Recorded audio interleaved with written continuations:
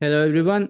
Welcome to ELI, the only podcast in India where we bring a new founder on every episode who will talk about their journey and their story of building a startup. And today we have with us Sanjay Laul, who is the founder of MSM Unify, which is building world's largest student recruitment ecosystem, bridging institutions, students, and partners through a single unified ecosystem. Um, Hi, Sanjay. Welcome to ELI. Thanks, Priya. Good morning, and thanks for having me here. To start with, Sanjay, would request you to introduce yourself. Tell us a bit about your background, your journey prior to entrepreneurship, and how did you arrive at entrepreneurship? Thanks, Priya, for the first question. And hi, everyone who's hearing this podcast. And thanks, Priya, again for bringing me here. My name is Sanjay Laul, and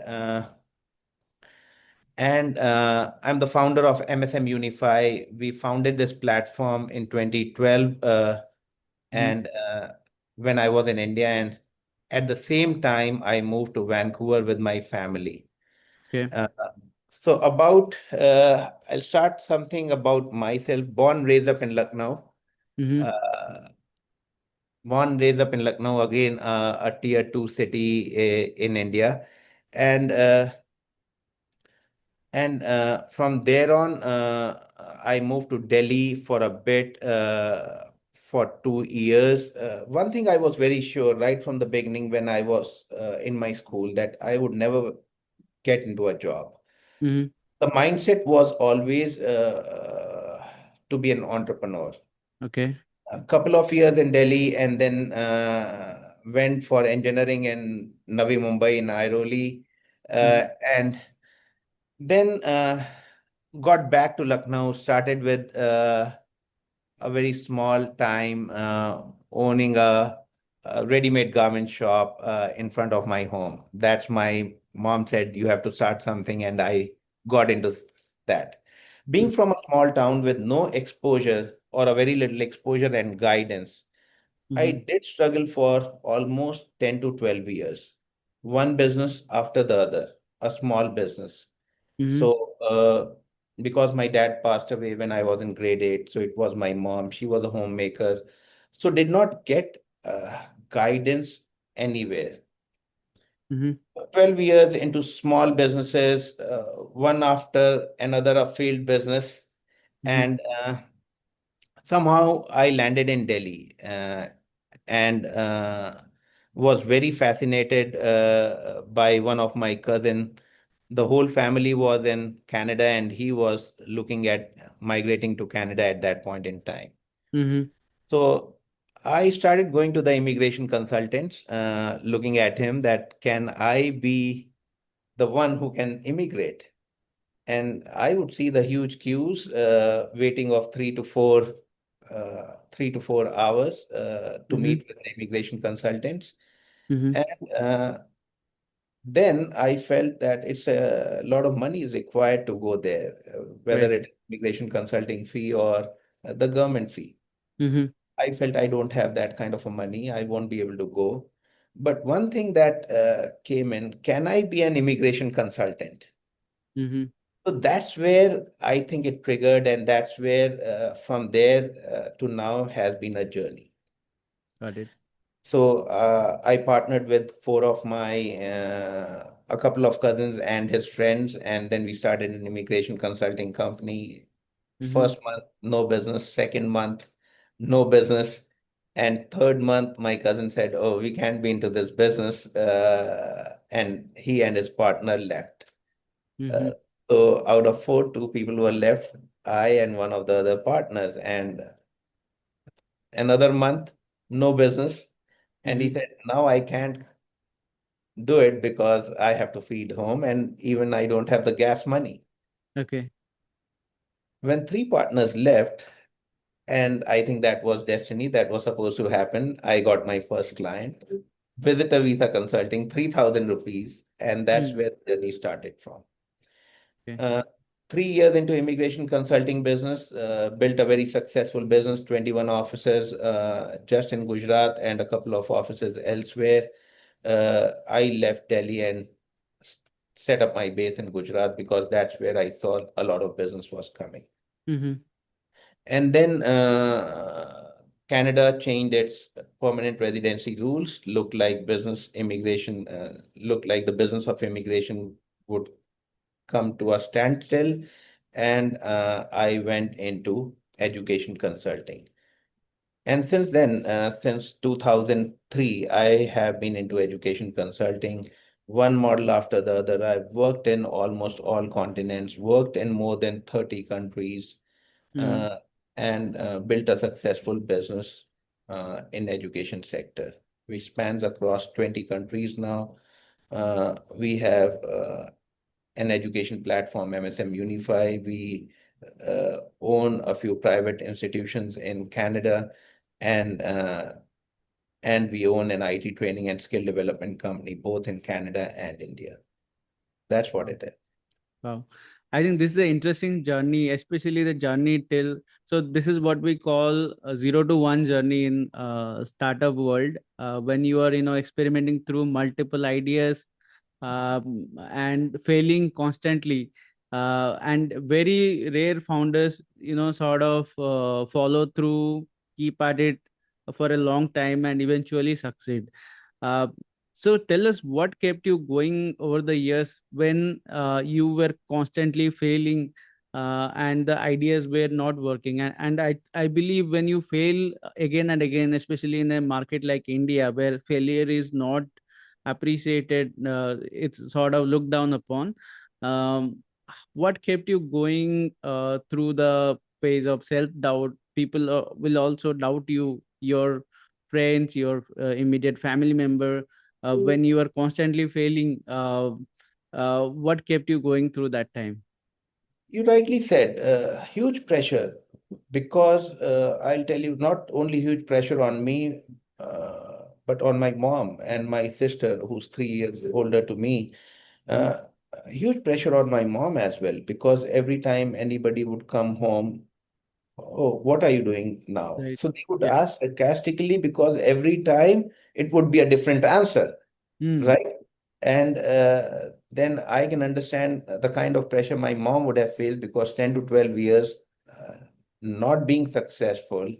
not having a dad. So it was a huge pressure, no income at home, and coming from a middle class family. So you can understand that's.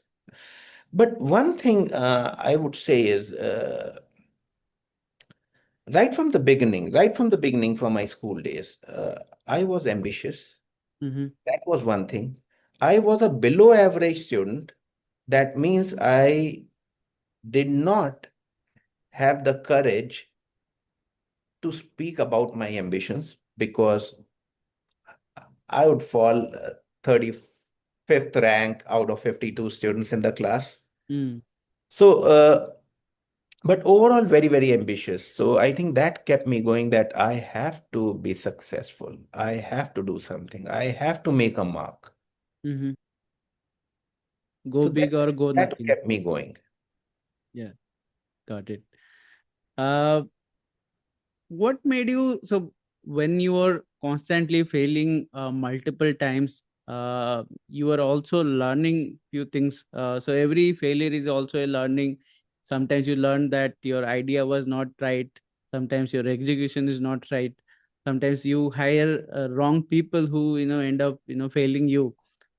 What sort of worked with your next venture with the immigration business, which worked? And then after that, the MSM Unify. So then, after a series of failures, you started succeeding in series. What changed? So maybe the timing. I'm a kind of a person who believes that the timing has to be right if you're doing the right karma. Mm-hmm. Karma is important. So one thing right from the beginning was I was a hard worker.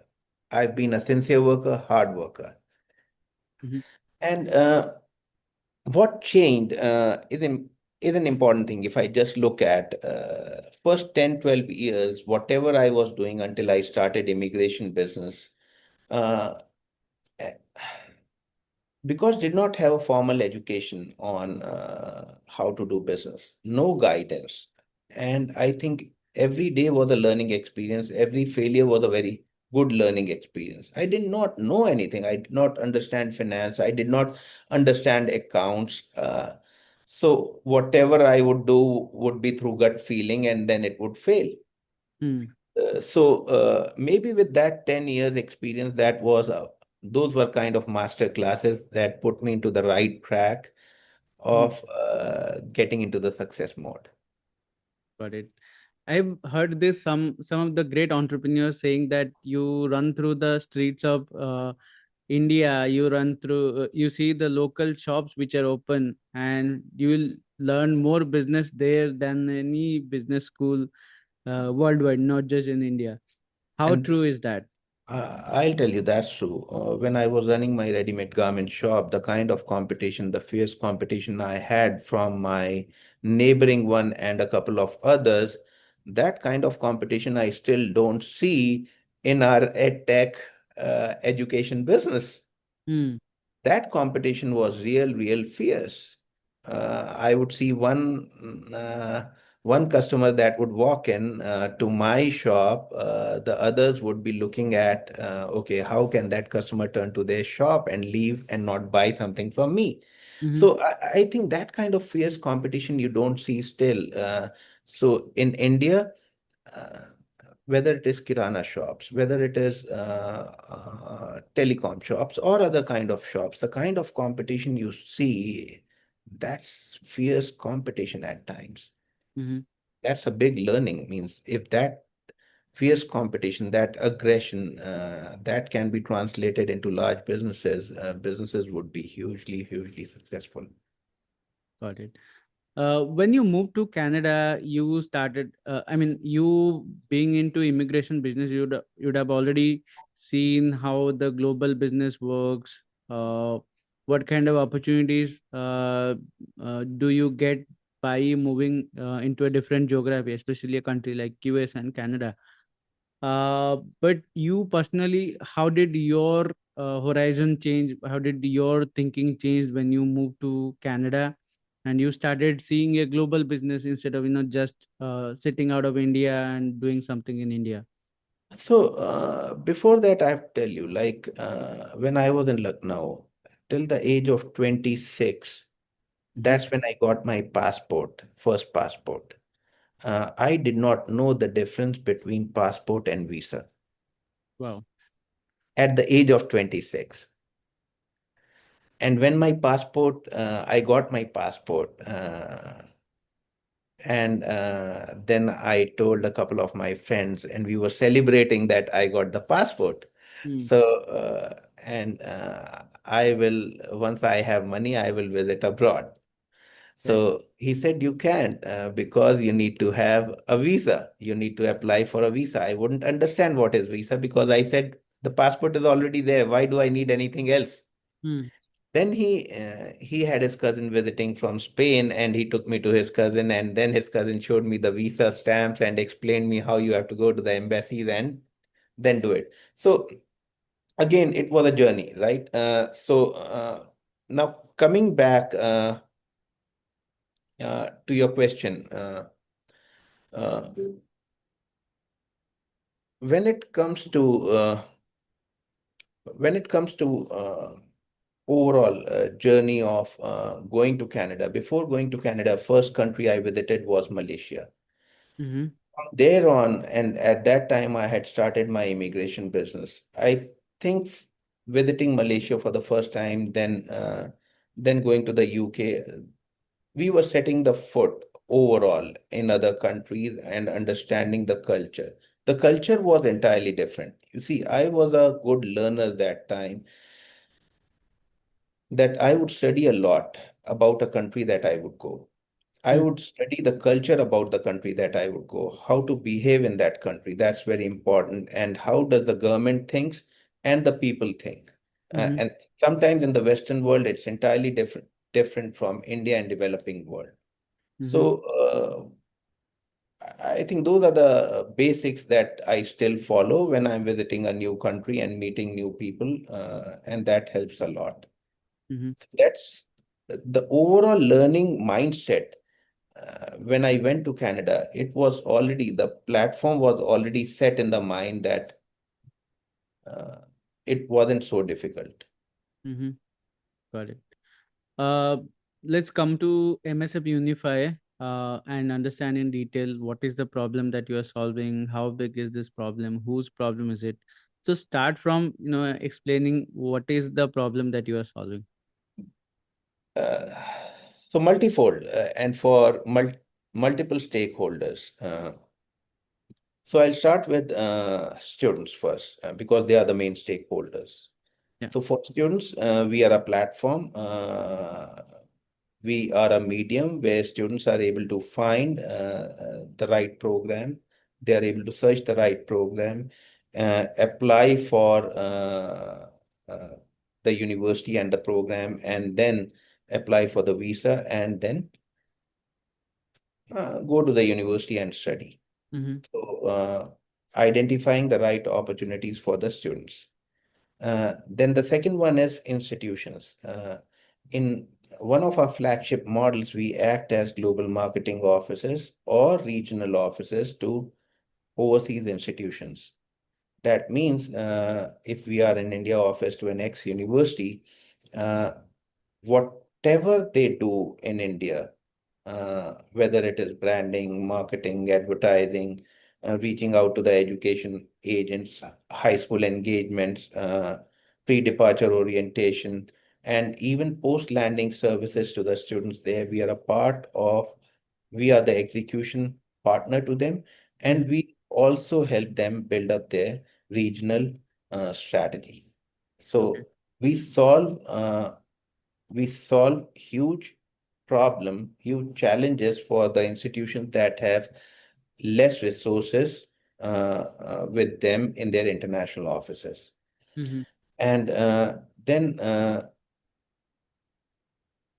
I wouldn't say that communities or cities have been the stakeholders with us directly.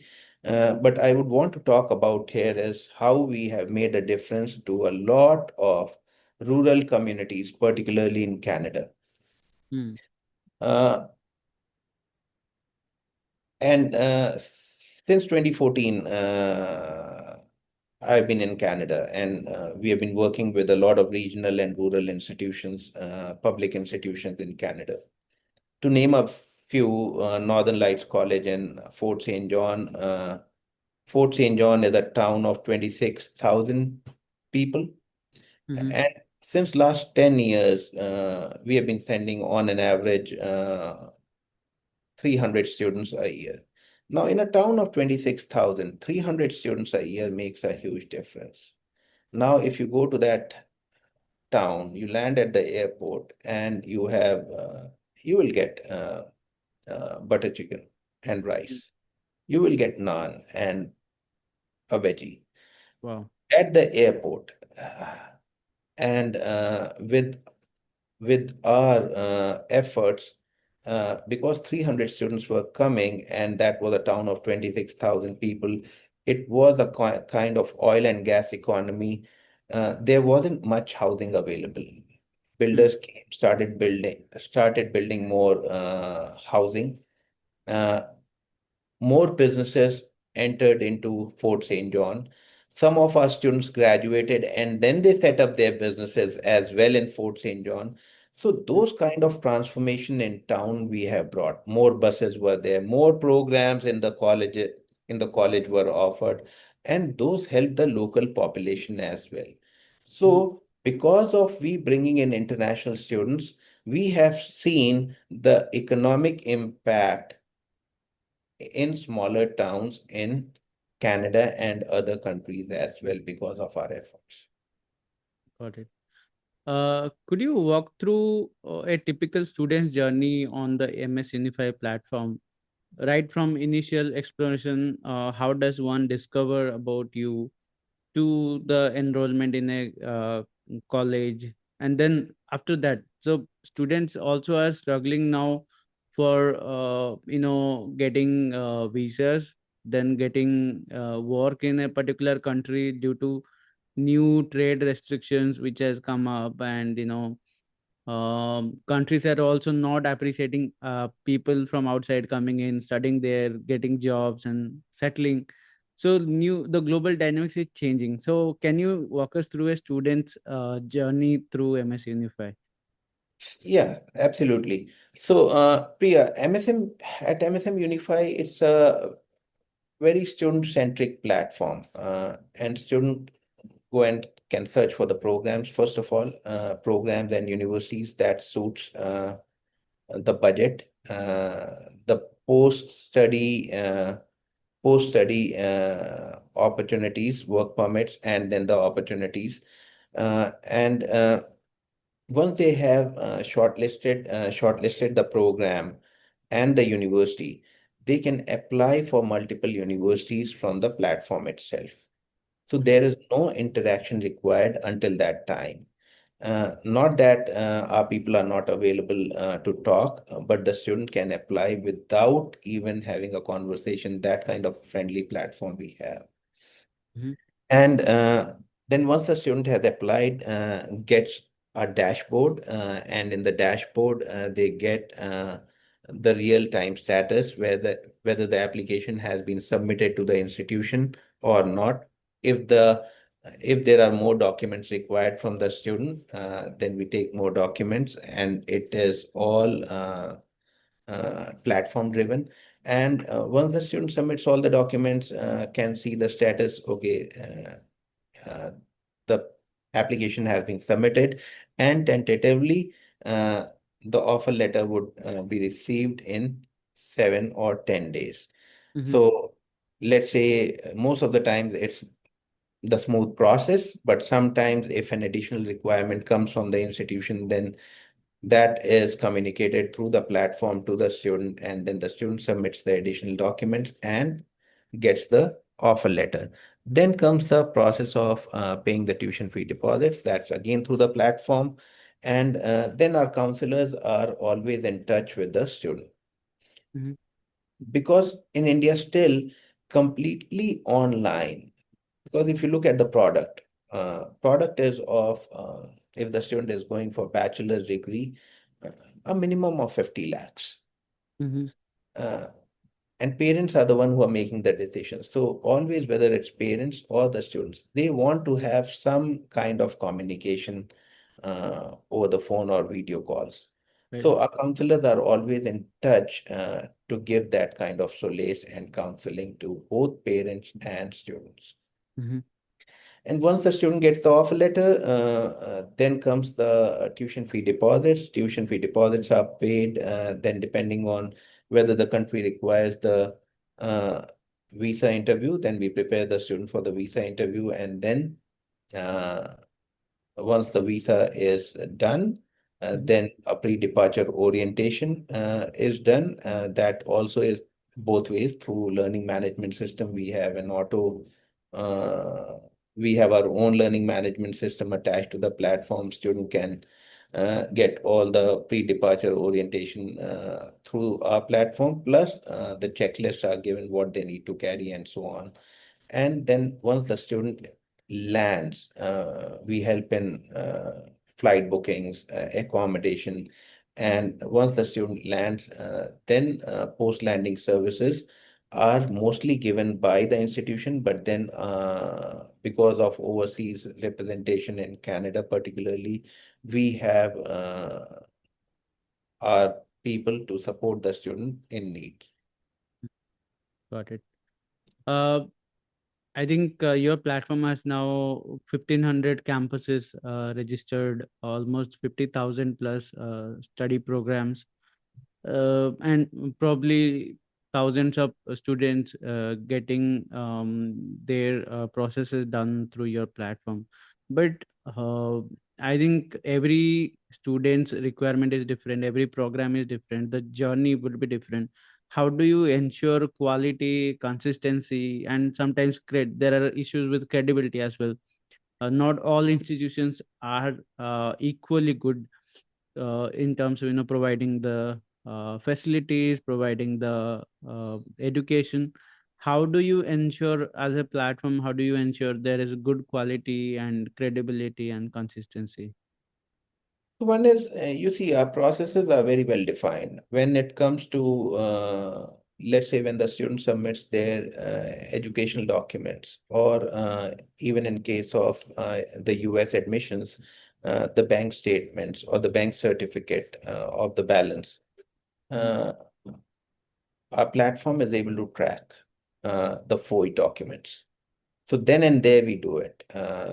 We would not submit documents without that verification. So that's an inbuilt verification of the documents is inbuilt within our platform, and that helps a lot. Mhm. So we have not seen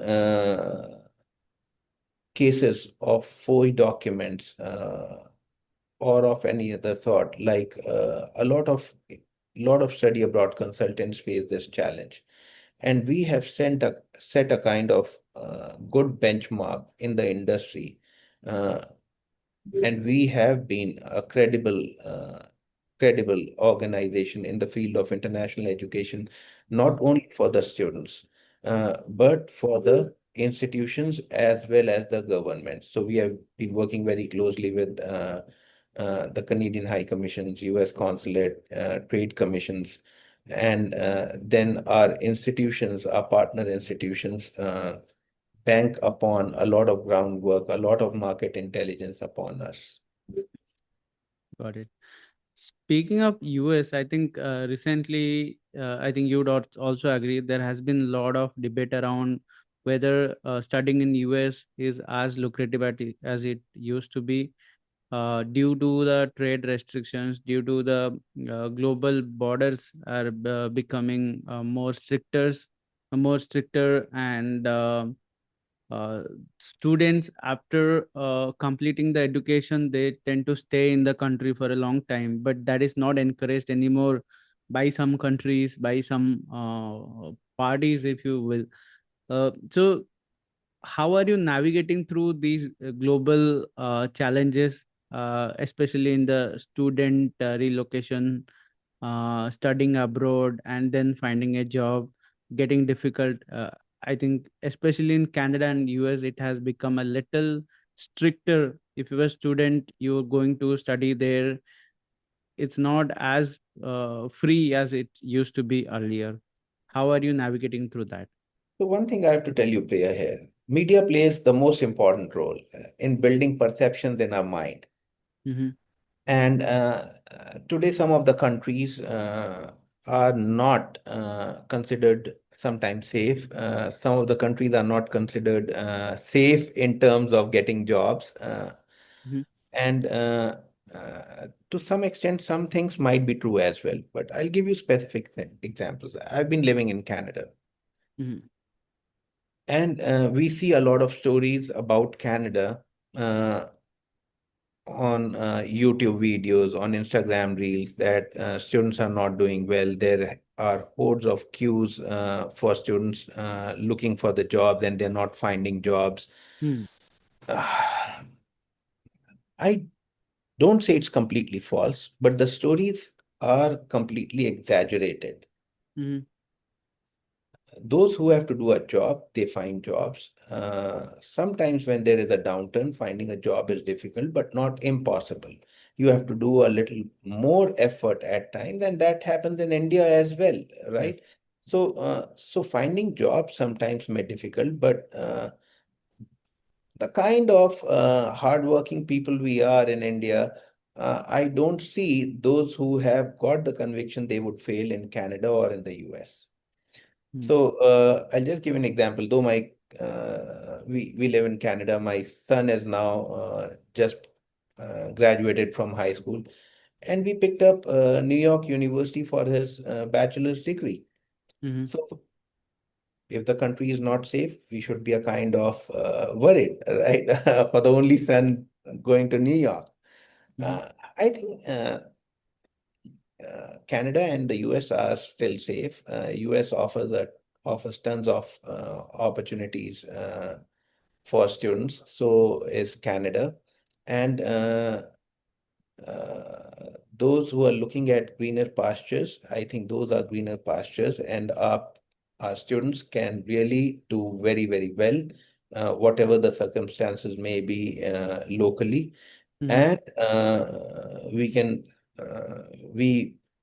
and we will continue to build global citizens uh, from India. Got it. All right. So I have just one last question. What is your outlook for the future? What are you planning to do next? Because you started from Lucknow, you did garment shop, you iterated over the years with multiple businesses, tried, failed, and succeeded. You built immigration business, then MSM Unify, the student relocation and facilitation of that. Uh, Over the years, you have been a serial entrepreneur. What is next? What is the next big thing that you are doing? That's- Yeah, and that's a very good question, and that's something very close to my heart. And so one is, you see, fortunately, the kind of position I've gained is money the motivator. That's something that I started asking myself in the last 2 years. So money did not come as a motivator for me to continue to work very hard. I'm a workaholic. I work over 12 hours a day. So then we sat on board. We redefined our mission and vision. Mhm. And mission was very clear now. The mission was to help nations progress, develop through education and workforce development. So the Mhm. whole idea was we had helped institutions, we had built smaller communities, and we had transformed lives of thousands of students and families. What's next? What is the more, where is we can bring the more impact? So we built a larger vision that we'll help build nations Mhm. uh, through education and workforce development. And by 2028, our vision is to, by 2028, to touch 5 million learners, which is a Wow. huge, huge task. And that's the plan. That's what we're working on. So one is our platform for study abroad. Would continue to touch more and more students every day. Mhm. Second is we are opening for India counseling and career guidance for domestic students, those who want to study within India. I think there's a huge, huge need for platforms. One is platforms, and second is backed by local offices. So we see that students and parents from two-tier and three-tier cities or smaller towns, villages should be able to get that career guidance, whether they have to study within India or abroad. Mhm. Uh, and then is our IT training and skill development. That's where we see the huge impact that we can make. We are working closely with Indian government. We plan to work now, spread our wings to African markets, and where we see Right. that we'll be working on government projects, and we've already started on working on government projects in India, in Orissa, in UP, in Assam, in Sikkim, and we want to be working in every state of India on IT training and skill development. And then not only mapping out the skills needed in many countries, whether we can be a bridge to not only provide students to many countries from India, but even the workers as well. So that's what I'm envisioning. Got it. All right. Thanks for joining us, Sanjay. I think it was a pleasure speaking with you. And I think the platform that you're building is really helping the world become a smaller place, getting connected through student relocation and, mixing the population, bridging the gaps between countries, increasing trade. And I think so many other things that you have been doing. Kudos to you and to your venture. Thanks, Priya, for having me here. And let's continue to do the good work, both you and me. And let's continue to bridge the gap in education Yes, with all the work. definitely. Thanks so Thank much. you. Take care. Bye You too. bye. Bye bye.